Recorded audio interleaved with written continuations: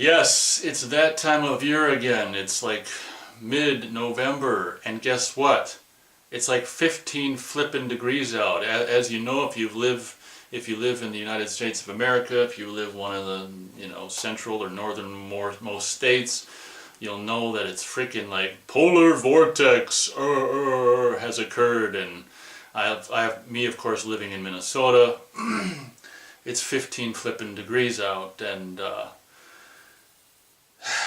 so there you go. It's that time of year again. It's holiday light season, and of course I love holiday lights and holiday trees and holiday lights. And I really like that kind of light. So hence the holiday tree and holiday lights. So I'm here coming back, and yes, I'm alive.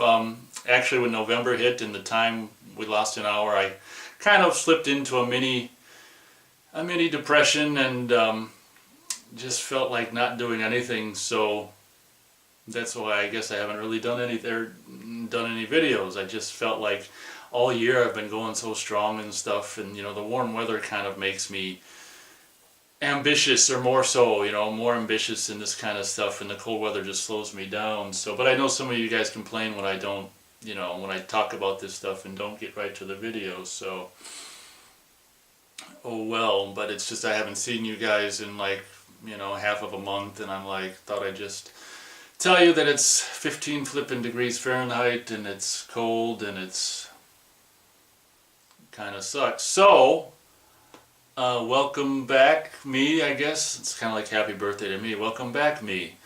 I'm back to review, or to continue to review movies. And in this case, I'm reviewing a movie that I had intended to see ever since I heard about it, which of course is the Christopher Nolan film Interstellar. Now, god damn it, this review is probably going to go on forever, and I'm going to try to make it as short as possible. So, in my opinion, I think the only Christopher Nolan movies I've seen is Batman Begins, Dark Knight, Inception, and Dark Knight Rises, and Interstellar. I've got Memento for like $2. It's just sitting on the DVD pile, and that's a movie of his, ain't it? It might be. I don't know. And I think that, Batman Begins is pretty cool. Dark Knight, of course, is amazing, and Inception is amazing, and I was really disappointed, I thought, with Dark Knight Rises. I thought after Inception, the studio took over. The studio kidnapped Christopher Nolan, and I felt that Dark Knight Rises could have been just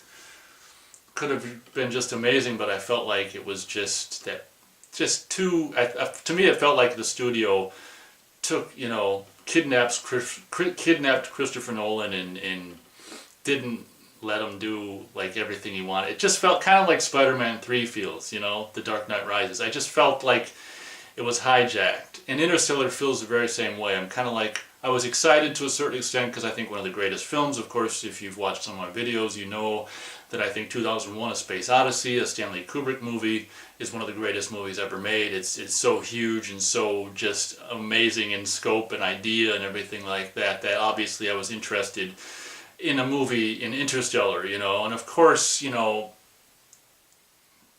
it's amazing 2001: A Space Odyssey being so old now that, it still trumps this, you'd think in 2014 you'd be able to, it still trumps what, I don't know what the fuck Christopher Nolan wanted to try to do with Interstellar, to be honest. To me, it's a jumbled goddamn mess. And Matthew McConaughey was the guy in Contact, wasn't he? I want to say he was, and this is so much of a Contact. It was like Contact 2 or Redo or Redux or whatever the hell that word is, or reimagining of Contact. And before I ever saw it, I was like, god damn, why put him in a movie that's so much like Contact? I guess he wasn't the main star of Contact, but whatever. Oh, fuck. I don't want to try to talk too much about it, but very underwhelming. I mean, first of all, it's like, what is it? Like 167 minutes. Now, 10 of it, granted, is probably credits, but it's just way too long.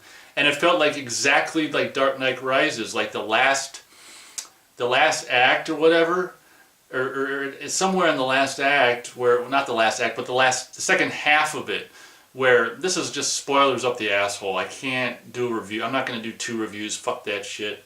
Just like, this is just spoilers up the asshole. So when he goes and sees freaking what's his name on the planet, the ice planet or Hoth or whatever, and Matt Damon and all of that shit with the astronauts fighting on the, this planet Hoth, and billions of light years away from their own galaxy. It's just, I was so, Jesus Christ, I was just rolling my fucking eyeballs. It's just like, oh shit, where do I start? The movie starts with, it's kind of not exactly explained, like, I don't know if this is supposed to be the future or if it's supposed to be now. Granted, I'm not one of these minds that I'll admit that I'm not one of these minds where I can absorb every single detail the first time I see a movie, because I'm so, I can't absorb everything when I first see a movie. So if there were details that were spoken, another thing, I can't really absorb spoken plot points so well. So if I miss stuff, and if you're listening to my review going, what the hell, that was explained, it's just because I can't grasp every single thing in a 160-minute movie when I'm just seeing it once.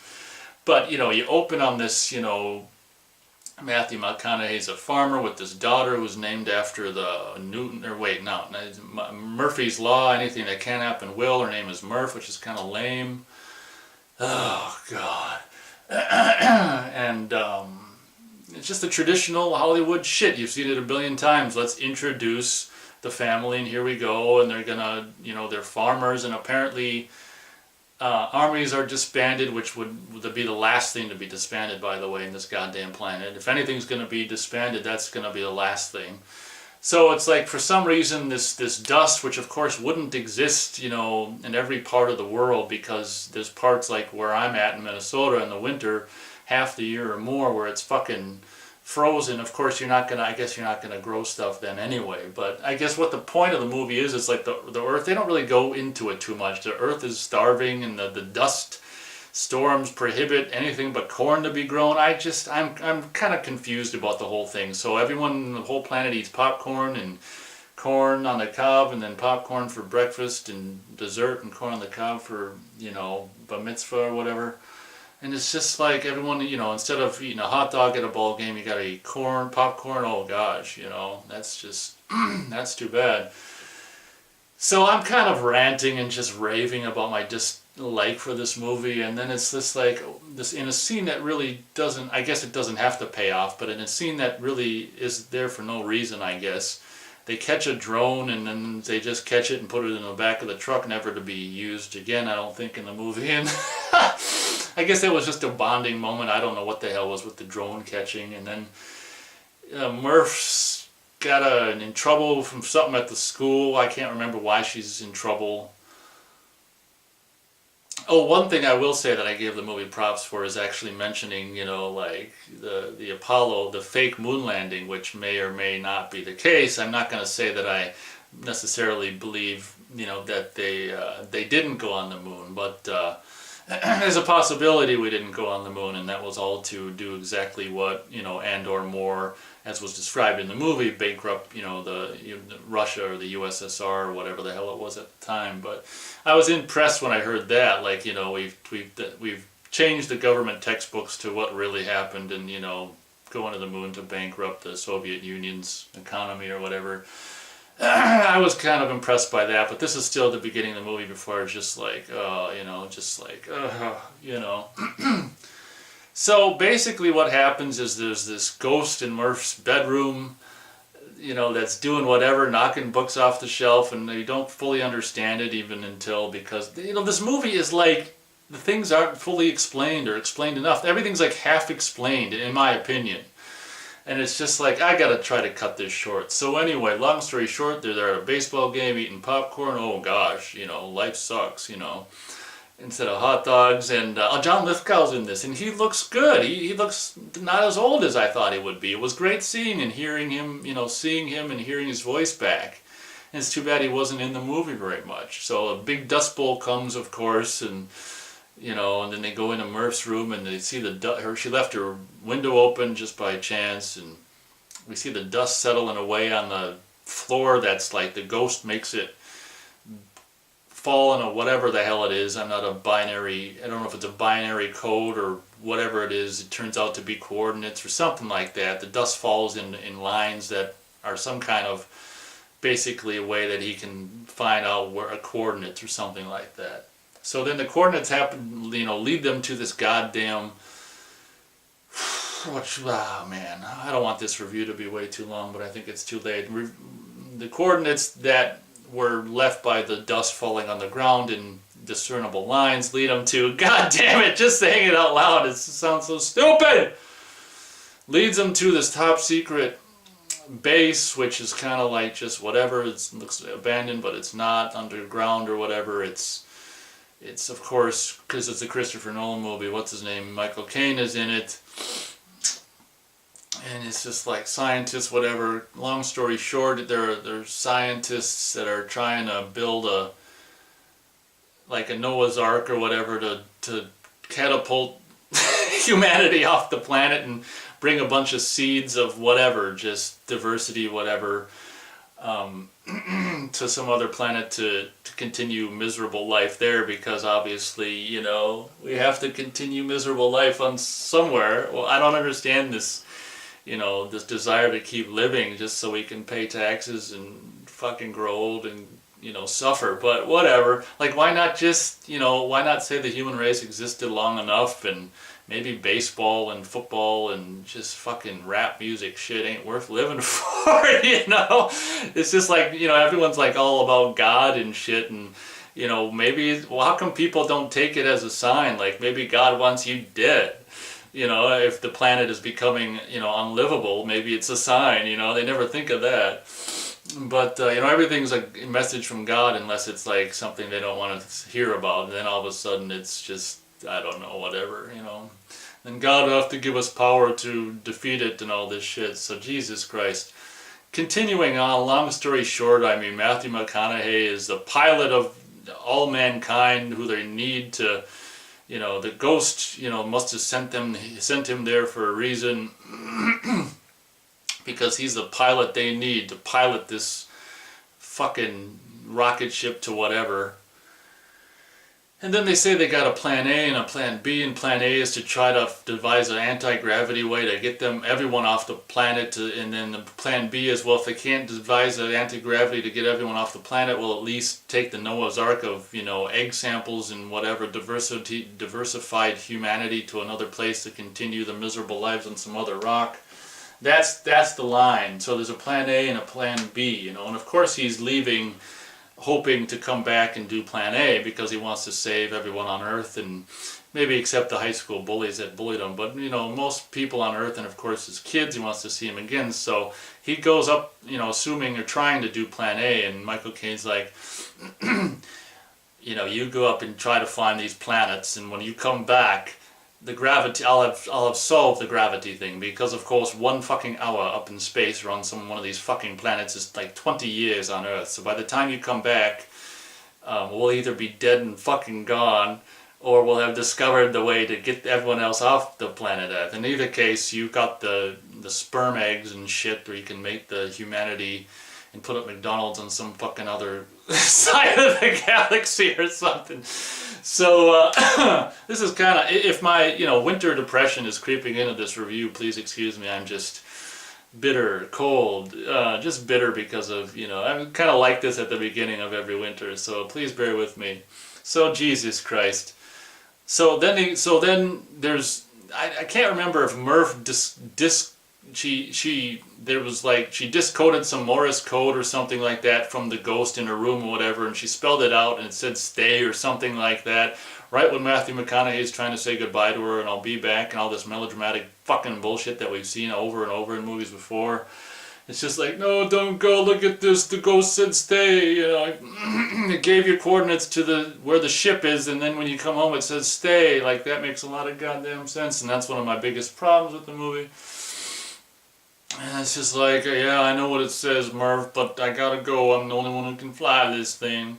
It's just like, fuck, someone will have to grow the corn without me. So he goes up into the movie, into the space and shit, and, one thing I will say that I give this movie props for was, of course, what Gravity did, I think, like a year prior already, so it kind of took Interstellar fire in that aspect, but you know the soundless space, you know, and very much like kind of 2001-ish stuff, and the cool stuff about the, you know, the ship going into the ship and the space station being in the center, and then the revolving sleep pods and whatever. I mean, that's kind of cool. I gotta really cut this short. So long story short, you know, then apparently it's like there's 3 different, like I say, it's hard to remember all this shit, but there's 3 different astronauts that went to 3 different planets, and they were to survey and see like if, you know, any one of them is good for life. And it's just like, okay, so then when they get there, they go through this wormhole or something that had been put there by them, you know, them being whoever they are, whatever. And it's just like, which was kind of a cool scene. And before I forget, the coolest thing about this movie is those goddamn robots. There's like 2 fucking robots that are just the coolest, most ridiculous / coolest design ever, where they're just like these metal steel like monoliths from 2001, but they're shiny, and they all of a sudden it's like they'll walk by just, well, if you've seen the movie, you know, or you've seen the trailers, you know, so I won't describe them too much. But in my opinion, the coolest thing about this movie is just the robots, and the way that, like that one time when it was on the water world, they had the robot had to go fast, so it turned into this like, you know, wheel or spokes for a tire, and just rolled away to get her and all this shit. I mean, the robots are the coolest thing in my opinion about this movie. So I really gotta just end this. So Jesus Christ. So this movie's so just stupidly melodramatic. Like, oh, love, it's like a hippie, I don't know, hippie movie, hippie space. It's like 2014, a hippie odyssey or something. It's just like, they're talking about love as being just the universal, you know, forgive me if I don't get it right, exactly what they said in the movie, but love is like, fucking, I don't know, the universal thread that holds the galaxy together, something like that. Or if it wasn't, it's how I took it, was just lame. And it's just like, you know, yes, the winter takes a toll on me. Oh my God. I mean, how can you review a 167-minute movie in a shorter period of time? So, although I think his name is Wes Bentley, who I kind of liked in P2, is in it, and I was happy to see him. I'm like, oh, cool, he's in it, because that guy radiates something to me. I like him as a performer. There's something about him that I just like, and of course, then he's not in it very long, and it's just like, fuck. So there you go. I mean, horribly, oh my God, it's just characters that we've seen over and over again in these stupid melodramatic or I don't know how to describe them, just overly like sentimental ideas that always creep their way into these fucking movies. What I think one of the many bazillion strengths of 2001: A Space Odyssey was that it was a movie that was like, it didn't have any of that like sentimentality, human like sentiment, and all this love shit and all this kind of mushy shit that, you know, studios feel like they probably have to put in every goddamn movie. That's humanity bullshit. It was kind of like 2001: A Space Odyssey for me was like greater than humanity, because at the end of the day, you know, whatever is whatever in the universe, or the cause of whatever, or the universe. I mean, it's just like our little emotions and our little petty problems and our love and all that shit is just infinitesimally in nothing compared to the grand scheme of the universe. And that's what I like about 2001: A Space Odyssey. It's just that it's so, like, I'm not trying to veer off into that, but it's just so, I guess, humanly, it's like not even, it's just like, I don't know, so emotionless in just the best way possible. You know, and that's one of the things I really don't like about this movie, is just that mushy family sentimentality shit that finds its way into every single fucking movie, and it's just like, God damn it, you know? So it turns out that, like, Matthew McConaughey was, like, caught in a time warp or whatever, and he found it, he went into a black hole or something at the end, and he was the person, he ended up for some fucking reason in this time warp room where he could go to any time. So it turns out he was the ghost in her room why would he, if he was the ghost in her room, why would he give her the coordinates so he could find the place so he could go off, only to write back later, don't go. You know, it's just, what the fuck? You know, maybe I missed something, but I could have. But Jesus Christ. You know, give me a break. And another thing that's kind of like a little bit of Christopher Nolan's like Inception working its way into this movie. Now, we all know that, you know, time is different, like, or whatever. I don't know. I'm not a scientist, so I don't know everything about it. But I heard that, like, in space or whatever, people don't age as quickly as they do on Earth for whatever reason. And I'm fascinated with that kind of thing and all that kind of shit. And of course, Christopher Nolan played with that. One thing, I don't know if this is true or if it's just science fiction bullshit, but one thing that I thought was kind of lame was all of a sudden, on one of these 3 planets that we have to survey to see if it's livable, if you go down there, it's like every hour is like 10 years or some dumb shit thing like that. And it's just like, oh God, give me a break. So they go down there and of course they get stuck. You know, they get back up.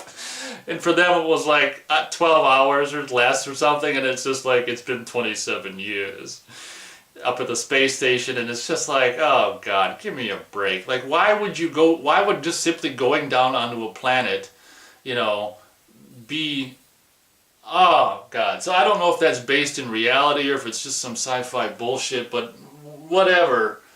Even if it's based on reality, it's just lame. So I'm going to go 1.5 stars for Interstellar. It's too fucking long, that bullshit with Matt Damon on the planet. It reminds me of another movie. Like, another movie did the exact same thing where the main characters of the movie stumbled on some, God damn it, someone who'd been stuck and been waiting to get rescued, and he turned on them. I can't remember what the fuck movie it was. If it was Armageddon or something. where they go up and, oh fuck. But all of a sudden it's like this, then you have these 2 astronauts on the other side of, you know, in a completely different galaxy on this, you know, Hoth planet, ice planet, having a fucking fight and headbutting each other with their goddamn space helmet masks on, and it's just like, fuck. Give me a break. I couldn't believe what I was seeing.